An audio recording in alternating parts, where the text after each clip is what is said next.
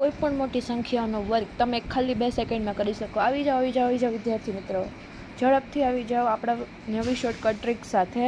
તો આજે આપણે 100 કરતાં મોટી સંખ્યાનો 2 કે 3 સેકન્ડમાં આપણે શોર્ટકટથી જવાબ લઈ શકીએ. એ આજે આપણે શીખીશું કે કેવી રીતે વર્ગ તમે સરળતાથી કરી શકો. જો અહીંયા કોષ્ટકમાં આપણને આપેલું છે 101નો વર્ગ, એટલે આપણે 101નો પરીક્ષામાં પૂછે કે 101નો વર્ગ શું થાય, તો શું કરવાનું? કંઈ નહીં કરવાનું, સરળ વસ્તુ. પહેલાં 101 લખી નાખવાનું. ચલો 101 લખીને વત્તા છેલ્લી કઈ સંખ્યા છે તો કે 1, એટલે 1 લખી નાખો. એટલે 101 વત્તા 1 કેટલા થશે? 102. 102 લખી નાખ્યા. ચલો 102.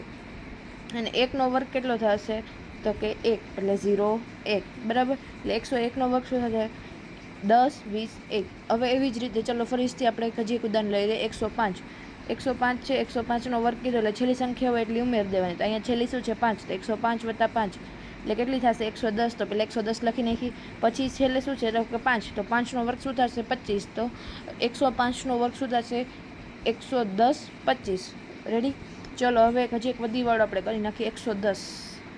110 છે તો છેલ્લે શું ઉમેરવાની? 10 ઉમેરવાના. કેટલા? 10. એટલે 110 વત્તા 10 એટલે કેટલા થશે? 120. હવે તમે જુઓ છેલ્લે 10 છે એટલે 10નો વર્ગ શું થશે? 100. તો આપણે તો પાછળ 2 સંખ્યા લખવાની છે, તો 100 તો લખીને એટલે છેલ્લા 2 ઝીરોના 0 થઈ ગયા તો કંઈ હાલ છે. પછી આ 1 છે ને એ આ 0માં શું થશે? ઉમેરાશે. એટલે આપણો જવાબ ફાઇનલ શું થશે? 121 તો ચલો આજે બધા કોમેન્ટ કરીને આપી દો કે 151નો વર્ગ કેટલો થશે.